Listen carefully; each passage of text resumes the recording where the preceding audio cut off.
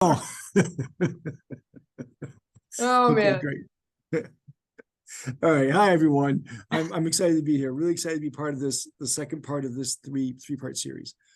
The first part last week was on class-wide tier one problem solving and data work. Today is on tier two, small group instruction intervention. And then next week will be on tier three, the individual kids with severe reading problems and how we help them. And last week, we talked about purposes of assessment, screening, progress monitoring, diagnostic, and to make sure you're using data that align with that purpose. And we'll spend a few minutes on that this week as well. And then identify class-wide needs, what to do if you see class-wide need, you examine your instruction, they give you some resources, and you dive into a class-wide intervention. Well, today, we're going to pick it up from there and talk about tier two and small group.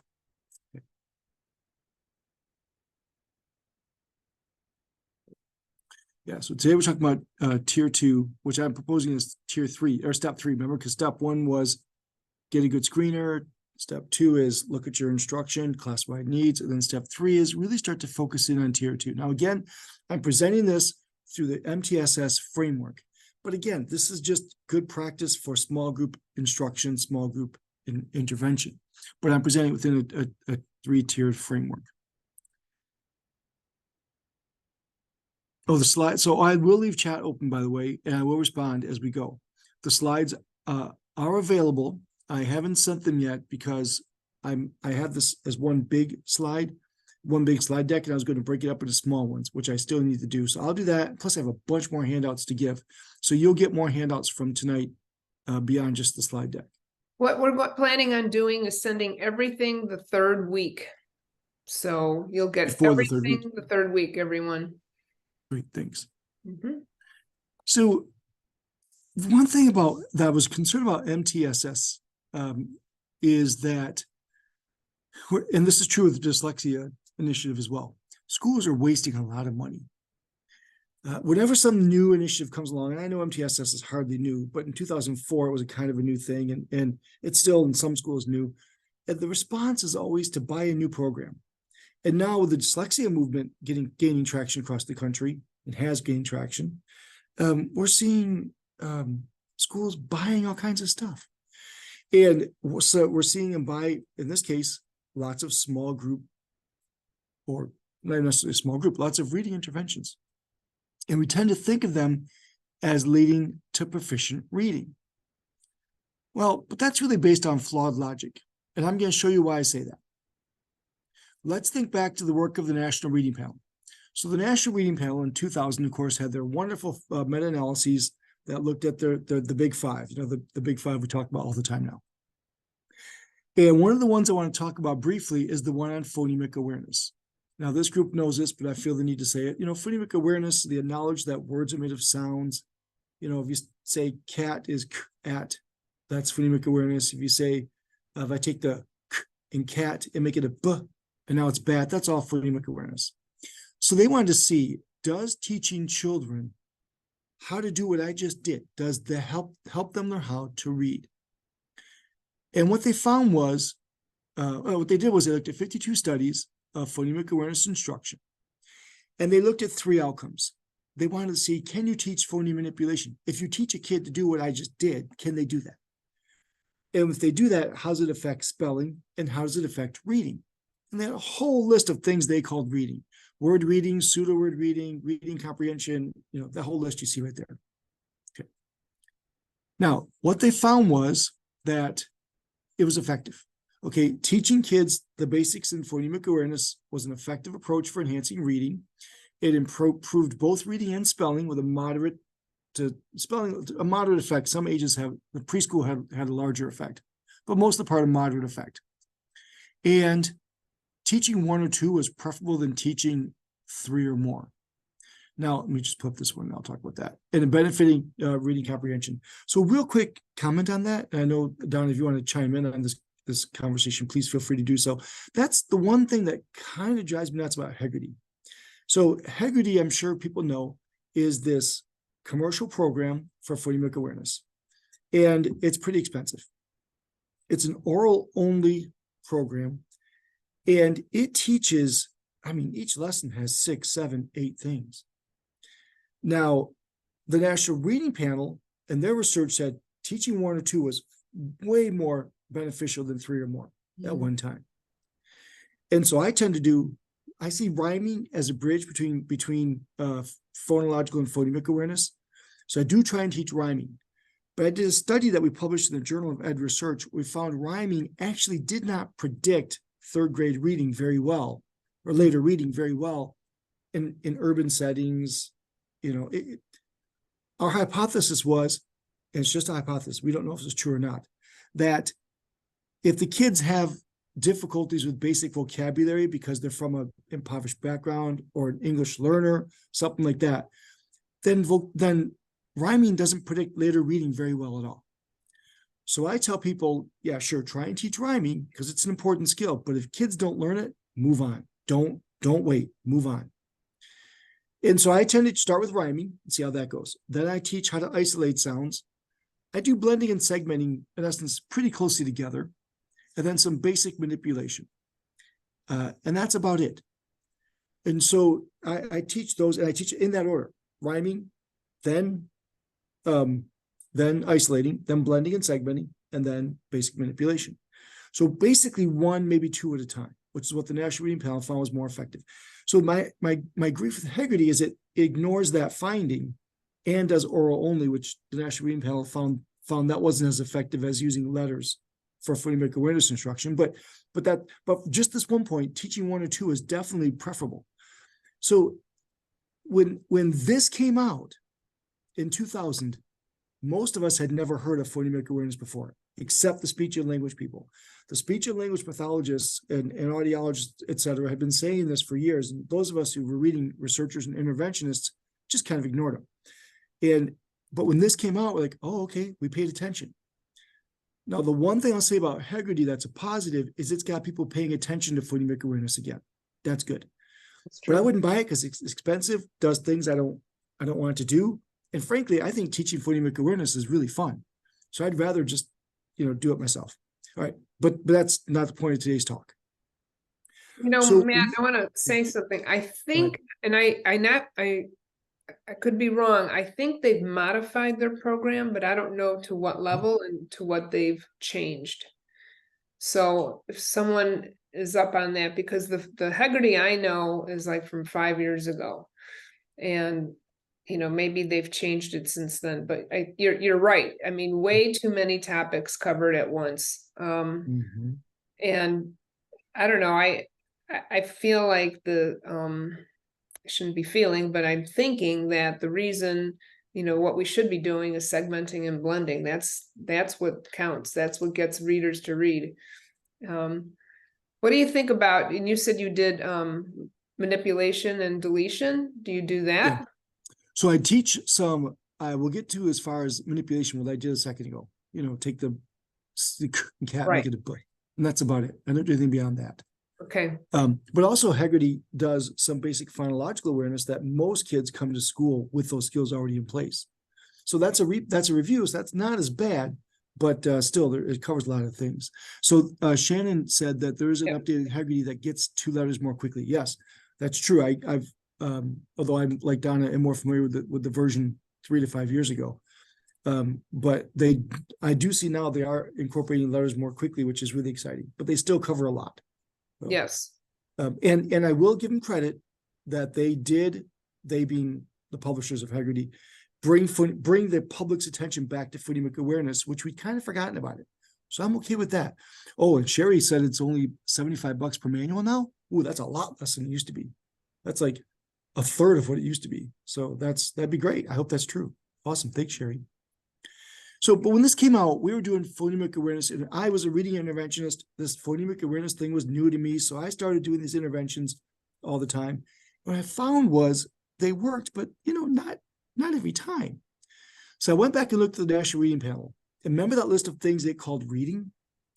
There were a bunch of things. That it called reading.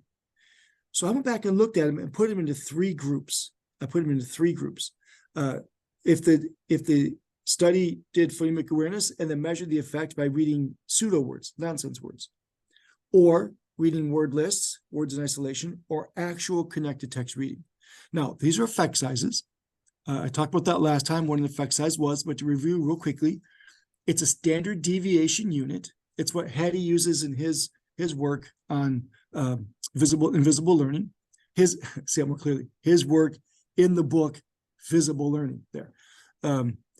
It's a standard deviation unit. So a 0.8 means the kids that got the intervention or the instruction did 0.8 standard deviations better than the kids that didn't, regardless of the measure. Generally speaking, 0.8 is a good effect. 0.5 is good, is okay. And 0.2 or less is weak. So 24 studies of phonemic awareness measured the effects by having kids read pseudo words, nonsense words. And the effect was good, 0.84. 48 studies looked at words in isolation, word lists, and the effect good, 0.92. But 24 studies looked at connected text reading, and the effect size there was 0.37. Not zero, certainly, but much less than those other two. So that got us thinking a lot about phonemic awareness, and our big aha moment from this was, when should you do a phonemic awareness intervention? And the answer is when the kid doesn't have phonemic awareness. There is no such thing as a universal intervention. We have to stop thinking of these interventions as leading to reading and start thinking of them as leading to very specific skills, and use the framework of the National Reading Panel to do that. Either addresses phonemic awareness, phonics, vocabulary, comprehension. Oops. Now some might do more than one. That's okay, but it really has to hit one, right? Like Road to the Code has phonemic awareness with a little bit of, word graphic phonemic knowledge built in there, but it's a heavy phonemic awareness intervention. Read Naturally it's a heavy phonics intervention. I'm sorry, Read Naturally Rewards is a heavy phonics intervention. A little bit of fluency built in there, not much, but some. That's okay. But we have to go back and start thinking of what these interventions actually address. Is it helping kids learn that words are made of sounds? Is it helping kids see that sound-symbol relationship? Is it helping them read connected text more fluently with accuracy and prosody? Or is it helping them understand how to read? Now, you'll see I group vocabulary and comprehension together, and I do that pragmatically because from an assessment perspective, it's really tough to differentiate vocabulary and comprehension. And from an intervention perspective, it doesn't really matter. Like if you're doing a comprehension intervention, you're teaching vocabulary. And if you're doing a vocabulary intervention, you're helping comprehension. So it doesn't really matter. So I just go ahead and group those two together. It does matter for kids who are emerging bilingual. So I have to remember to come back to that at the end and explain what we do differently for those kids. But we start thinking of these interventions as leading to tier 2 interventions. And so I go to teachers and I say, how many different readers do you have in your classroom? Kids, how many kids do you have? 25. Well, how many different readers do you see? Well, 15 to 20. How many of them have reading problems and what type of difficulties do you see? Oh, I see 5, 10 different types of reading problems. Then why are they all getting the same intervention? We have to really be careful about one size fits all. So in preparation for this, I literally just went to Google Images and put in one size fits all. And this was the first thing that came up, and it kind of blew my mind. It's right, the human sock. My son is 6'5", I'm 6'1", but since about 4th grade, he's around 5'10" or so. He and I have worn the same size sock, and he's had the same size sock from 4th grade till now. The human sock does it's one size fits all, and that amazes me. The second thing that came up was Frank Zappa's album of the same name, One Size Fits All. So if you don't know who Frank Zappa is, that's okay. That makes me sad, but that's okay. But then the third thing that came up was this, and I don't know what that is, but apparently it's one size fits all. But in intervention, that just doesn't work.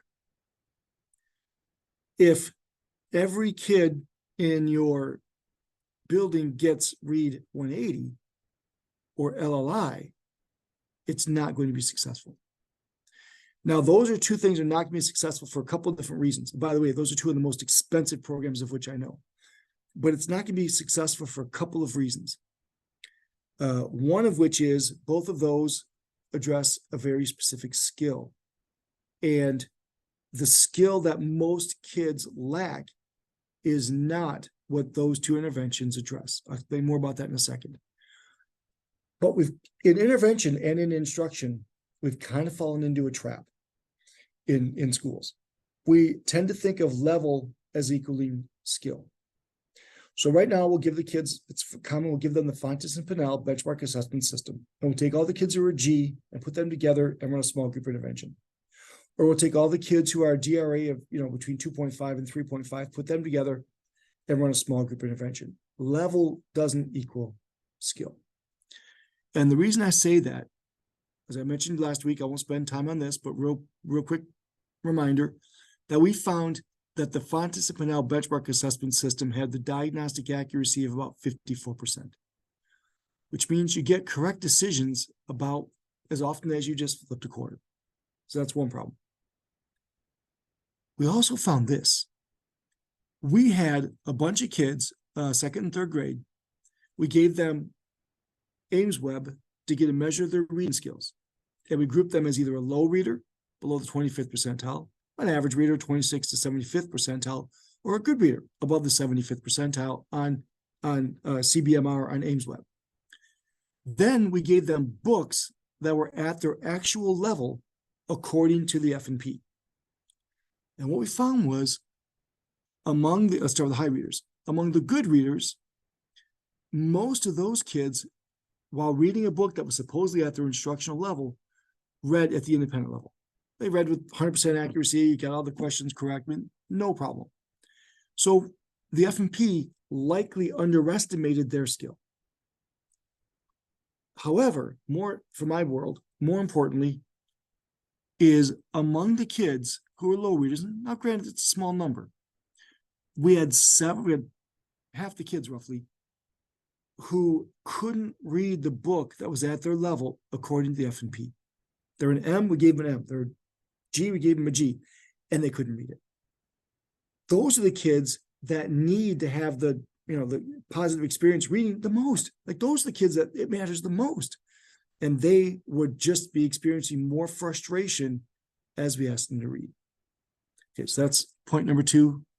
It overestimates good readers, overestimates low readers, and probably underestimates good readers.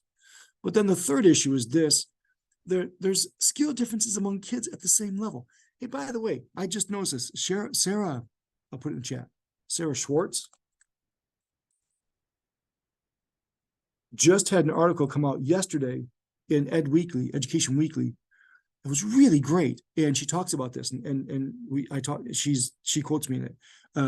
It's really good. So if you search that, you could find it as well. That's a nice little summary in Ed Weekly for people to easily consume.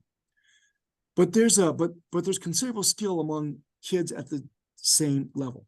Now, I was debating this with a teacher once, and I think these kids are in second grade, but I don't remember that. That might be wildly off. I'm sorry if it is. Anyway, and the teacher said that she grouped by level, and she thought level represented their skill. So I asked her to rank order her kids according to the F&P level. I took the lower group, which is a G, but not the lowest, right? Like the lowest group for which there was enough kids to be an actual group. And I took all the kids, these are a G. I did not manipulate these data in any way, I promise. I simply screenshot and then created the table. Those kids. These are all kids at a level G. So I have a kid, look at these two kids here.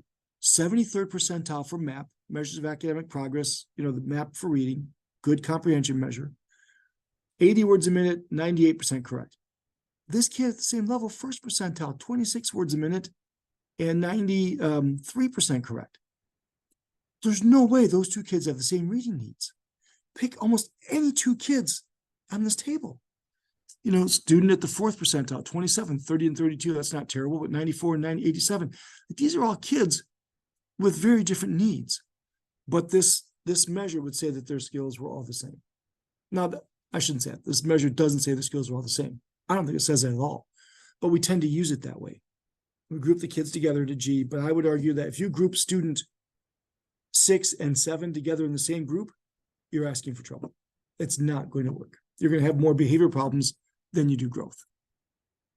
So we know it has poor diagnostic accuracy. You don't get accurate decisions. It overestimates good readers, and it doesn't really tell us much about the skill of the students in our group.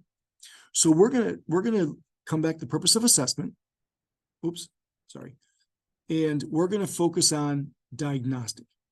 So last week we talked about screening, which kids need help. STAR reading, NWA, Ames Web, Dibbles, good screeners. But they tell you very little about what to do. So now let's dive in and figure out what to do to help kids. And teachers say to me all the time, "Oh, I don't like STAR reading. Those data don't help me at all." Well, that's because you're looking for a different purpose than what STAR does. STAR is simply designed to say, hey, this kid might have a problem in reading, do something. And then you have to collect more data. And it's the other data that the teachers want. Oh, thank you, Whitney, for finding that and putting that in. That's what the teachers want. But that's not what STAR does. STAR does screening very, very well, especially older kids. We can debate K2 if STAR is a good screener, but certainly fourth grade and above, STAR is a good screener. So I want to talk today about diagnostic and what data to collect to identify and therefore target your intervention efforts. So I'm going to always come back to the big five. I put that in there as a point of reference if you wanted that. And again, we'll share this with everyone. I'm assuming everyone's familiar with it, so I won't spend time on it. But it also maps onto the reading rope, which everyone's familiar with that. So again, I won't spend time on that as well. So what I've done, what I try and do is I will go and pick these areas. And again, I group comprehension and vocabulary together. And I will find or get or develop measures for each of these. Okay, so let's start with phonemic awareness. Phonemic awareness, first sound fluency, initial sound fluency, phoneme segmentation fluency. Those are all direct measures of phonemic awareness. I have the phonemic awareness inventory we developed as part of the PRESS project, which I talked about last time, which I'll share. I'll get that to you. It's a quick little easy phonemic awareness measure that we've studied a number of times. So those are all measures of phonemic awareness. There are others. Phonemic awareness is easy to measure, isolating, blending, segmenting sounds. I mean, it's easy to measure. And you could probably Google it if you don't have one and find a good one online. That's just fine. But these are all well researched, along with the phonemic awareness inventory, which I'll share with you. Decoding, sounding out words, nonsense word fluency. Folks, nonsense word fluency is a good measure, but a lot of teachers cringe at it, and I used to too. I was the co-director of the Minnesota Center for Reading Research. I am now on the faculty and on the staff of UFly. Like I'm passionate about reading, and I used to be driven nuts by nonsense word fluency because it's not reading, but it's not supposed to be reading. It's supposed to be a measure of how well a child can sound out words, and it does that very, very well. Don't get hung up on it. Don't overinterpret it. It's just simply, can the kid sound out words? Letter sound fluency, even that's a basic, very basic indicator of initial decoding skills. Any decoding inventory. I have one we created for PRESS. We've studied it a number of times. I will share that with you, the PRESS decoding inventory, but there's tons of them available for free, and they're all fine. Google, if you don't have one, decoding inventory, and you'll find one that's quite good. I know the 95% group has one. There's tons of them out there, and they're all fine. Fluency. Any measure of oral reading fluency is a good general outcome measure. It's also a direct measure of reading fluency. Oral reading fluency of Ames Web, or DORF, which Dibbles has its Dibbles oral reading fluency, which they call it DORF, and I just can't even say it with a straight face. That's the worst name in the history of testing. So Dibbles DORF, or Acadience oral reading fluency, Ames Web, CBMR, core measure of readings are quite good. These are all fine. They're all pretty well researched. And any of these reading fluency measures are direct measures of reading fluency. And then lastly, comprehension. Now, STAR, I already mentioned, MAP, any group administered measure of reading is pretty much a reading comprehension test. They're very comprehension oriented.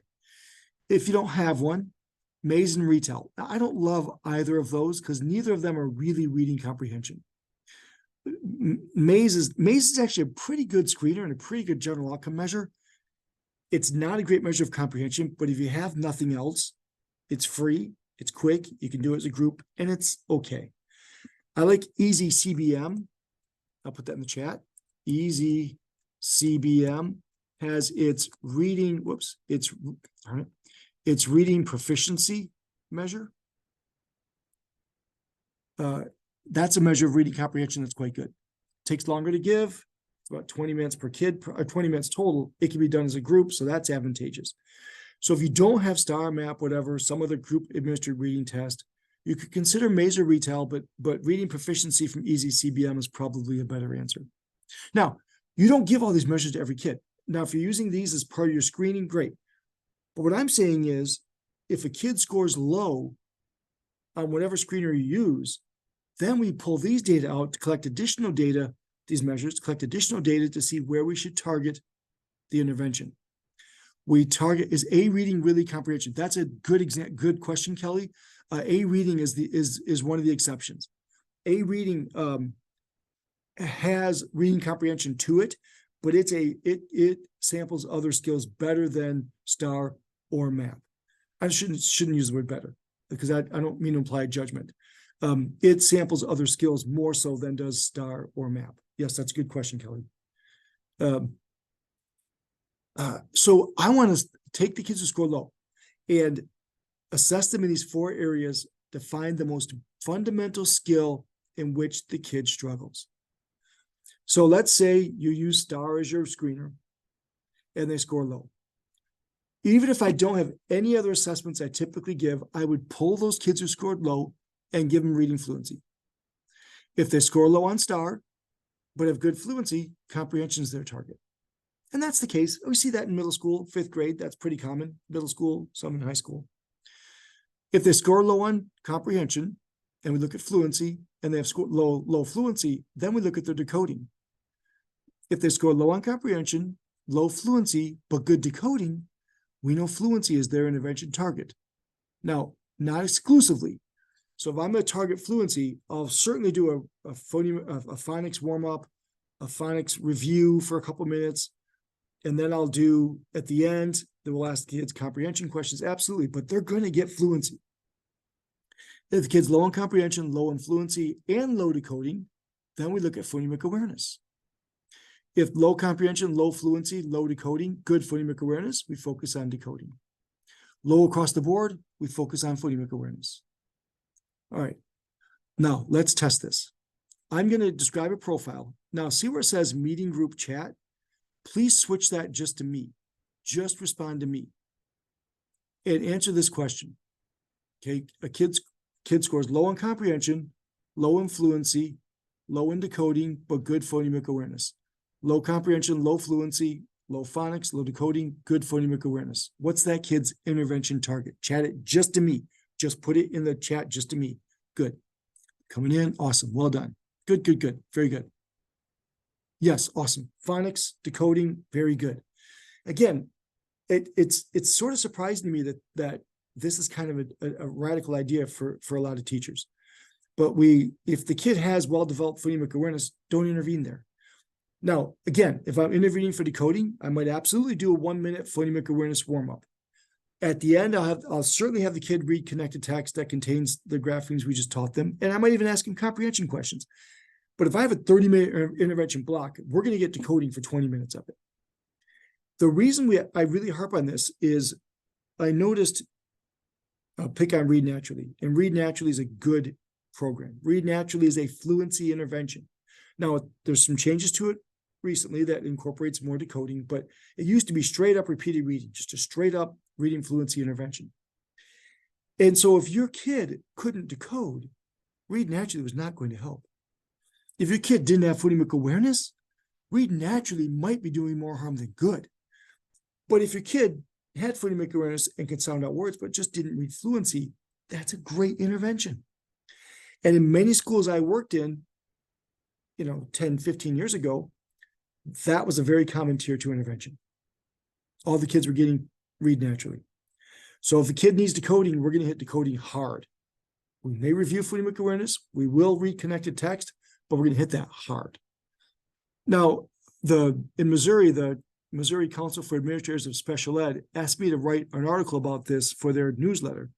And they said, you know what? Administrators like flowcharts. Put it in a flowchart. This flowchart doesn't make sense to me, but apparently it does for some people. Part of the issue is it gives the impression you start with comprehension and vocabulary, which you oftentimes don't. If you're using CBMR in third grade, Dibbles, Dorff, Cadians, you would start here. You would start with fluency, not comprehension. But let's walk through the whole thing. So comprehension, proficient, start with core instruction. Low, assess fluency. Fluent, intervene for comprehension. Low fluency, assess phonics. Can decode, intervene for fluency. Low phonics, assess phonemic awareness. Assess phonemic awareness, intervene for decoding, doesn't intervene for phonemic awareness. Again, flowchart doesn't make sense to me, but it works for you, great. So what do I think about, I am hesitant to really dive into any intervention that is that tries to cover several things together. I think those interventions were developed to fix tier 1 problems. And I'd rather fix the tier 1 problem. So if you have a tier 1 problem and we're not seeing good core instruction and phonics and whatever, then people might adopt this a multi-skill supplemental program. And fine, that does that pretty well. But I would argue that's not a tier 2 intervention. That's different. Haggerty, for example, is a fine, I've already said my concerns about its limitations, but a fine supplemental tier 1 core instruction program. It is not intervention. So I'm going to find a program that really hits that one thing and focus on that. Now that's my issue, by the way, with LLI and Read 180. Read 180, expensive, is a fluency comprehension intervention. Now, if you use it in high school, that's probably half the kids. And I base that only on my experience. I've never studied this. But in my experience, half the kids in high school are still struggling with basic decoding. Half the kids who struggle, I'm sorry, let me be more clear. Half the kids who struggle in high school are probably still struggling with basic decoding. So if that's the case, Read 180 is not going to help, and it costs a lot of money. They have System 44, still expensive, but that helps to address those issues. At the elementary level, LLI is a fluency comprehension intervention. And most of the kids who struggle in second, third, fourth grade and elementary school are struggling with the code-based side of learning, of reading, with phonemic awareness, phonics, and fluency. LLI does not address that. Now, I laugh and I kid about this and say I like LLI because I use it as a control group, makes my intervention I'm studying look really good. And that's, I say that facetiously, but I have done that. Not with that intent in mind, but I do studies where we look at targeting the intervention. And what we consistently found is if we target the intervention, the kids grow at a rate that is better than LLI and better than good readers. So we close the gap between good reader and struggling reader. But for LLI, they grow at a rate that's less than good readers. So for them, the gap's getting bigger in elementary school. We just had this accepted, another one in preventing school failure. So it'll come out in preventing school failure. But anyway, so LLI, and for the cost, it doesn't address what most kids need. Excuse me. And the only time I've ever seen LLI be effective is two ways. Number one, the teachers supplemented it with decoding, with phonics. Number two, Elizabeth, as you pointed out, can it be used as a comprehension intervention? Maybe. I think it fits in that realm, but I've never studied it, nor have I ever seen any study with that really intent in mind. So I don't know, but possibly. But I would argue it makes more sense that way, at least. But I would argue most kids in elementary school, that's not what they need. How to use LLI books? So LLI books, I would argue that, I want decodable text. Decodable text serves a purpose.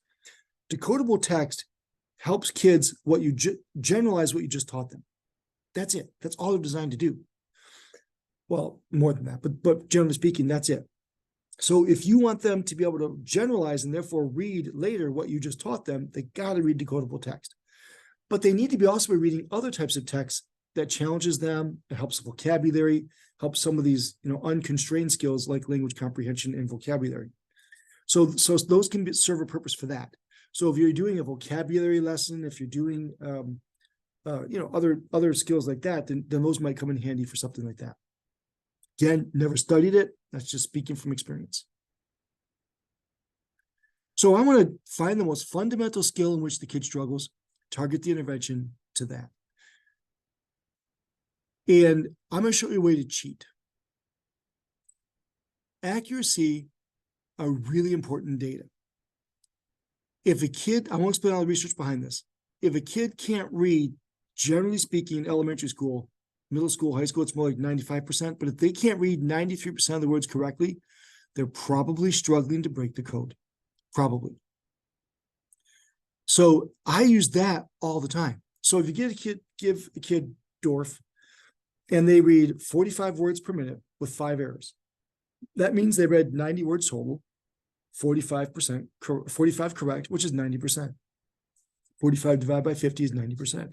That kid's probably struggling to break the code, probably. Dorf, Dibbles, AimsWeb, Easy CBM, FastBridge, Acadians all give you the percentage. You don't have to compute it. It gives you the percentage. It gives you different criteria than 93%. The reason being is that's a different goal. What I'm saying is, for a diagnostic purpose, if a kid can't read 93% of the words, they're probably struggling to break the code. All right, so let's look at this. Take a look at some kids. Let's start with student number 606. Where are you, 606? Why I didn't put them in numerical order, I don't know. Here it is. So this is MAP. We have lots of data here. We have MAP, measures of academic progress. And I don't really know how to interpret MAP scores very well. I mean, I know what they are. I know what a RIT score is. But if someone says, well, my 4th grader got a MAP of 385, I really have no idea what that means without looking it up.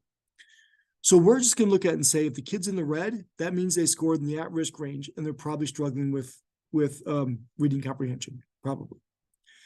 This is then their oral reading fluency score.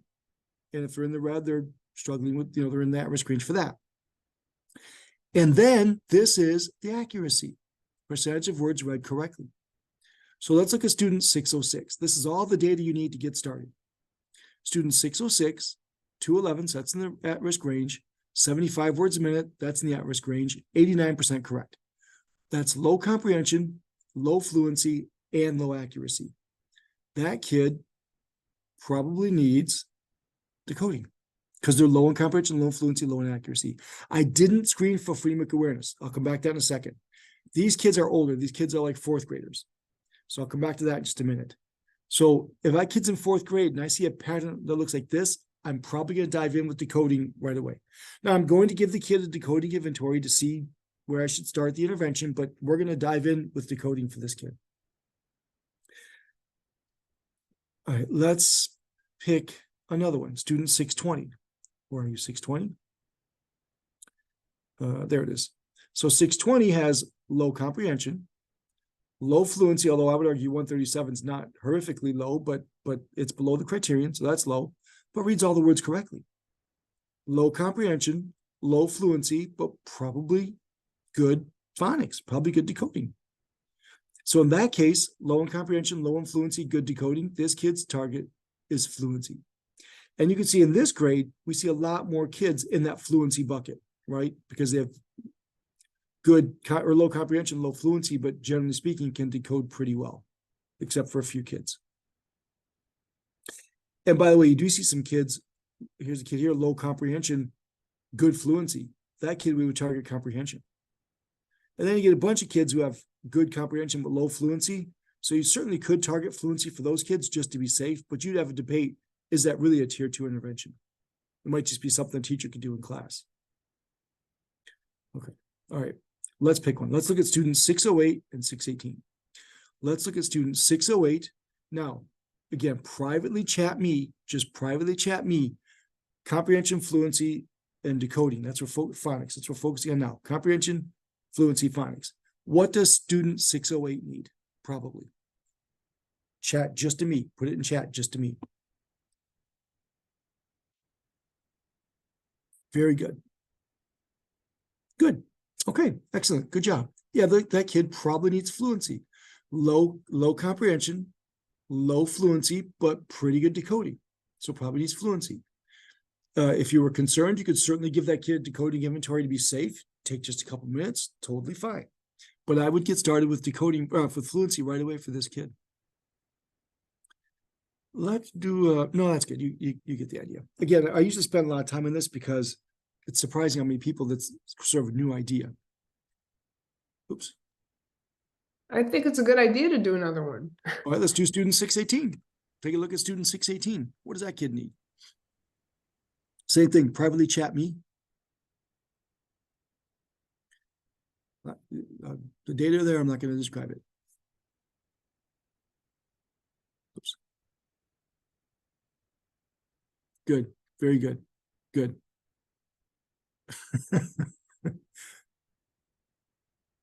Someone put a funny comment in. Good, excellent. Yeah, that kid needs basic decoding. His accuracy is too low. Very good. Now, let me see. What about phonemic awareness? Let's come back to that.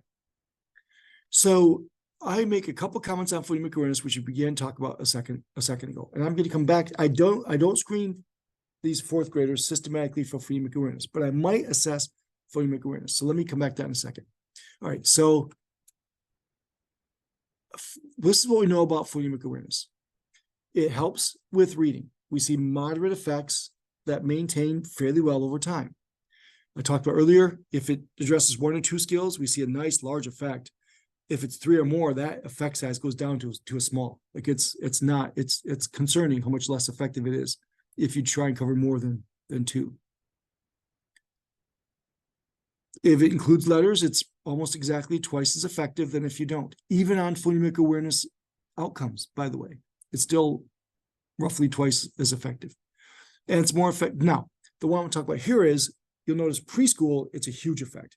Kindergarten and first grade, it's a still moderate effect. 2nd through 6th grade, they don't break it down by grade, and I wish they would. They be in the National Reading Panel. This is all National Reading Panel results. But we see a big drop as the kids get older in the effects of phonemic awareness. And so I did a study because I've been a little concerned about, for example, on the Facebook page, there'll be a 6th grader who is struggling with reading, and someone will put on their, and the What I Should Have Learned in College Facebook page, and will put on their, on Donna's page, hey, I have a 6th grader who's low in reading, what do I do? And people flood that with responses. And oftentimes they flood it with phonemic awareness. Well, okay, I'll grant you that if the kid doesn't have phonemic awareness, you really should teach that, but I will bet you the kid has sufficient phonemic awareness, even among a struggling reader. So we did a study, we took a bunch of kids, kindergarten through 3rd grade. We did a couple things with them. These are all kids who are struggling readers. So these are all kids who scored below the 25th percentile on STAR. Okay. So again, we can talk about the validity of STAR K2, but these are all kids who identified as a struggling reader on STAR. We then gave every one of these kids the CTOP, and the comprehensive test of phonological processing, gave them the phonemic awareness composite. So this, what you're seeing here is a bar graph of the kids' phonemic awareness skills. Again, these are struggling readers. We're really clear about that. The line here, this red line, is the statistical cut point for an average phonemic awareness score. And this is the average score for kindergarten, 1st, 2nd, 3rd grade among these struggling readers on phonemic awareness. The kindergartner, their average score was below average. Kindergartners, if they struggle with reading, they need phonemic awareness quite a lot. 1st grade, it was above average. I mean, the average score was above the cut point for average. 2nd and 3rd grade, you can see it was well above average. So the average score among 2nd and 3rd graders, phonemic awareness score, was well within the average range among these struggling readers. We also looked to see the correlation between Dibble's composite and CTOP score. So phonemic awareness and the Dibble's reading composite. Kindergarten, quite good, 0.35, significant, but all the rest of them goes down quite a bit, even down to 0.02 in 3rd grade, which is negligible. And the number of kids who scored low in phonemic awareness, 70% of the struggling readers in kindergarten. Yes, absolutely. Even 38% of the first graders. But by second or third grade, it gets to be pretty unusual. Now, it's not zero. I will freely admit that it's not zero, but it's pretty low.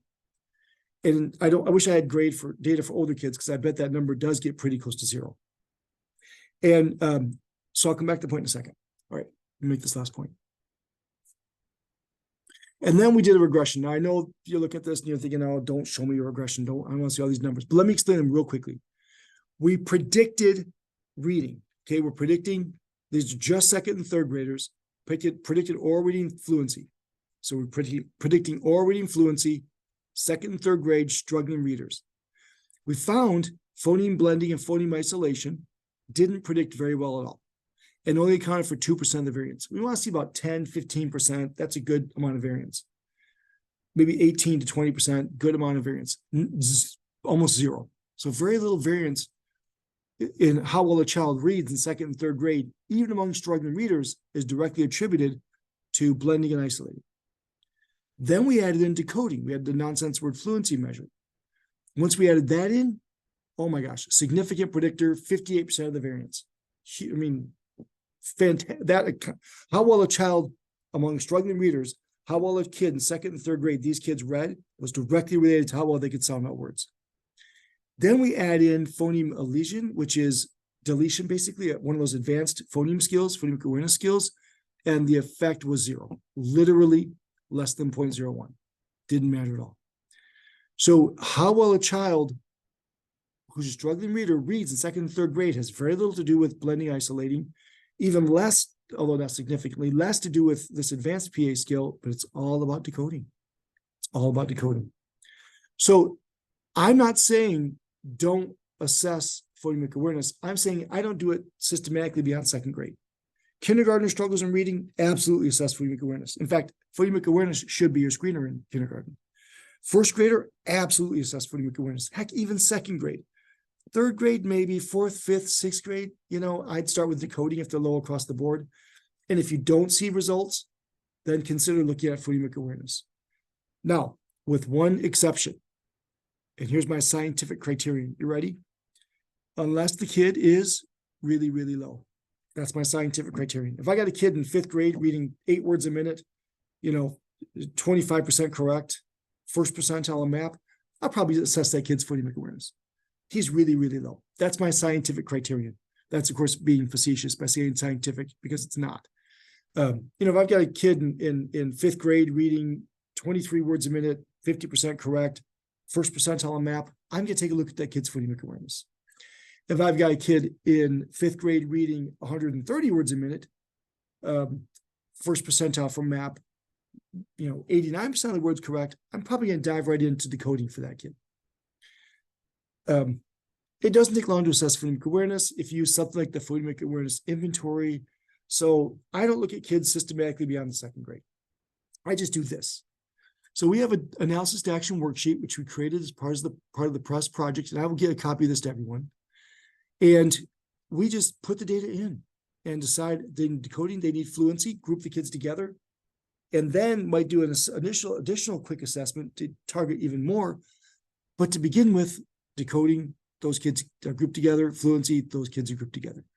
So the grouping for intervention, or even core instruction, I would argue, but today we're talking intervention, is based on skill, not level. So I mentioned these measures a couple of times. This is the phonemic awareness inventory. We measure isolating, segmenting, blending, basic manipulation. And then once you identify the kid, what the core problem is, we simply get on it. We have this matrix that we give our teachers, and we do it through high school. Phonemic awareness, first grade, road to the code. Fluency, third grade, read naturally. Well, comprehension, fourth grade, learning strategies, curriculum, inferencing. I use Sound Partners a lot for K2. Phonics for Reading is wonderful. Phonics for Reading and Rewards are both by Anita Archer, and they're both great. Phonics for Reading is the step down, basically, from Rewards. So it starts in third grade, but goes through 12th. Rewards is a multisyllabic intervention, basically. So it's appropriate fourth grade and above. Well, if I have a fifth grader, it's still possible phonics for reading might be the better intervention, but in my matrix, I use this. Again, I don't do systematically. And plus, if the kid's in fifth grade needs phonemic awareness, that's not tier 2, that's tier 3. So I don't have a tier 2 intervention for phonemic awareness in fifth grade. If the kid, by the way, the other direction, if they need comprehension in kindergarten through second grade, that's not an intervention, that's core instruction. But we literally teach our teachers, sit down, fifth grade, phonics, rewards. High schooler, fluency, read naturally, etc. And they group the kids together and deliver the small group intervention. Here's a copy of this that I encourage you to go back to your schools, look at the interventions you have. Do they address which of these areas they address, and for which grades are they appropriate? Fill out the matrix. And then show teachers how to do what we just did, group the kids, and you're off to a very, very, very good start. Matt, there's a comment. Oh, thank you. You've talked about I moved my chat over too far. I couldn't see that. Thanks. I've talked about reciprocal teaching. Would you ever put that in the VC category? Yes, I would. So let me talk about reciprocal teaching and why I don't have it listed here today. I had an aha moment with reciprocal teaching that it's a good intervention. I think strategy instruction, when you look at what causes comprehension problems, inappropriate or ineffective use of strategies is pretty far down the list. So I had sort of an aha moment that I think reciprocal teaching is better to teach comprehension strategies than core instruction. It does that really well. But but if a kid's struggling with comprehension and it's not a fluency problem, and by the way, most comprehension problems in school are fluency problems. I've done 2 studies and there was a third, and nothing to do with me whatsoever. We each studied this. We found in elementary school, unless kids could read about 60 words per minute, they didn't comprehend what they read. Now, it's correlational, not causational. But for most kids, if they're reading 40 words a minute, it's not a comprehension problem. So we decided to start using reciprocal teaching to supplement core instruction and to really teach inferencing, as if it's really a comprehension problem, that's probably a better place to start than strategies. But absolutely, starting with reciprocal teaching as a tier 2 intervention is perfectly reasonable and not a bad place to start. I'll give you a look at these. Do I recommend UFI's curriculum? I do. So here's the thing about UFI's curriculum. It is also core, supplemental core. If you're not doing good phonics and code-based instruction, you should use that. They use it with older kids as an intervention, but they haven't really studied it yet. And we're proposing now to really study that and see how effective it is for that. I would contend that it's a reasonable place to start as a tier 2 intervention with older kids for decoding. But I'll tell you, it's never been studied for that purpose. It's been studied as core instructional multiple times. Okay, the questions are coming in quickly now. Let me see. For some reason, I can't scroll this way. I'm having a hard time scrolling. Quick. All right, here's one. What about the program quick reads and close reading? So those are again, I think those are probably better for a supplemental core than for an intervention. Quick reads as a fluency, closed reading as a way to scaffold comprehension. I think it might work better for that. Now, I could see it being a useful tool for kids who struggle to generalize strategy instruction, which we'll talk about next week. So it's got some utility there, I would think. Different programs listed by categories. I really should create one other than what I just showed you. The Florida Center for Reading Research used to do that. They used to say, you could go on there and it would list by grade level all these interventions and what they addressed. And then they caught so much slack from publishers for doing that. Like Read Naturally would say, what do you mean our intervention is fluency? Our intervention does all these other things. And Read Naturally didn't do that, for example. And so they stopped doing it. They just stopped rating it because of that. Mm-hmm. So there isn't really a good source that does that anymore.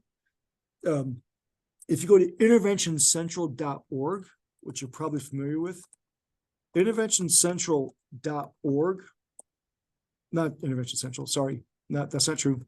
Forget I just said intensive intervention, sorry. Intensiveintervention.org, there. If you go there, they list a bunch of interventions and they rate the research for them. But if you click on one, it'll give you more information. And part of the information it tells you is which area of reading does it address. But it's the publisher's word. It's the publisher who decides which box to get checked. I don't believe or trust publishers. But that's not a bad place to start. Intensive intervention, you can go to tools charts, academic interventions. So go to intensive intervention, click on tools charts, and click on academic intervention. And you can find it quite easily. All right, we see one more question. What do you recommend for progress monitoring? Again, I'm having a hard time scrolling for some reason. Progress monitoring. Don, if you can read that better than I can. Oh, you know what? Hold on. Let's do this. Don, that solves the problem. What do you recommend for progress monitoring? Available tools are not normal for that grade level. So I always monitor progress at grade level because I need a general outcome measure with well-established criteria. But the heart of your question, Kate, if I'm saying your name right, is, yeah, but if I've got a fifth grader, if I'm doing basic decoding, grade level reading fluency in fifth grade tells me very little. I monitor progress two ways, with a grade level general outcome measure and a skill, a tool that measures the skill in which we're intervening. And if you're using it for that purpose, you don't need on-grade norms. You just need a basic goal that you can create some other way. So I would argue always have to have a grade level normed, solid general outcome measure, but then you can monitor progress. Now, another way to see if the intervention is working. So if you're using something like rewards, road to reading, etc., they have assessments, UFly assessments built into their program. I'm talking about that. So those are valuable data in addition to a grade level GOM, grade level general outcome measure to see if things are working. Okay, a couple more real quickly. Oh, FCR has the reading program repository that includes ESSA ratings. Thank you, Janine. It's a good source of information as well. Oh, and down to put tools charts for academic interventions. Great. So we did that really quickly, but we're out of time, so I want to be sure to get to all the questions. So again, I would argue your next step is to go back and look at your interventions you have, fill out a chart like this, and then get some data. If you're not in school, right now, try and get your hands on some data from last year or something. Practice what we just talked about, because it's really easy to forget. So practice what we just talked about. Practice thinking of putting the kids together and basing intervention group based on skill rather than level. And then next week, we'll talk about what to do when these solid research-based interventions don't work. We'll talk about that next week. Great. Wow. Good job. Okay, everyone, if you want a certificate of attendance, please grab this Google Doc link and fill it out like now. So we have it. Okay. All right, we have a question here. You have time, Matt? Yeah, I can. Yeah, I can. Absolutely. People feel free to drop off. I'll certainly address. I saw 2 questions come in. Let me see what the other one was. Here's one. I have one question. Can you read this? Can you see it? What are the recs for time? Do you mean time for how long an intervention session should be, or how long you should monitor progress before you make a change? I'll talk about both. There's really nothing magical about recommendations for time in terms of how long an intervention session should be, except, okay, thank you, Carolyn. Except you want to make sure you address that what you need to address. So for the most part, you can do a good phonics intervention in 15 minutes, no problem.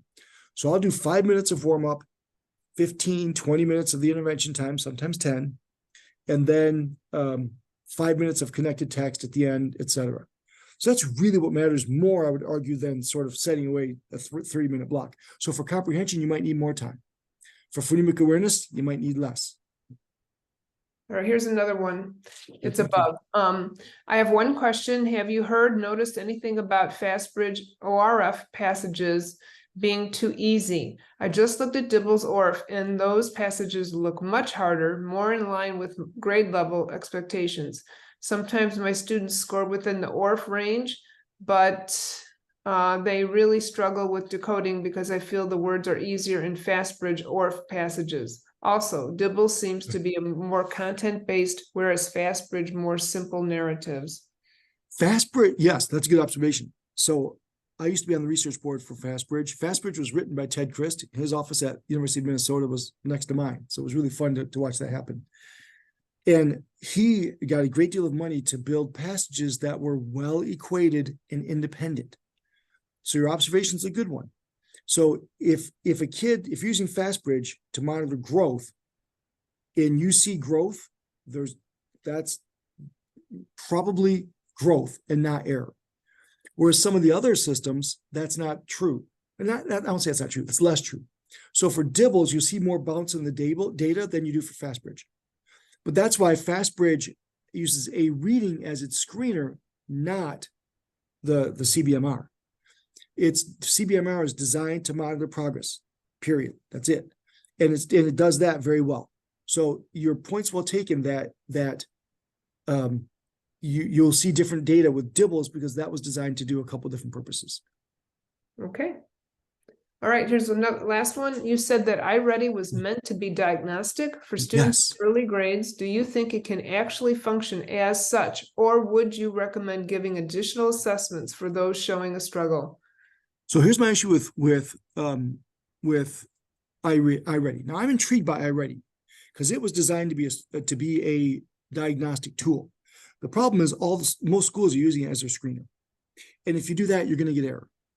So what I tell them is, whatever the cut point is, let's say it's the 40th percentile, go higher, pick one, 50th percentile, 45th percentile, I don't care, pick one.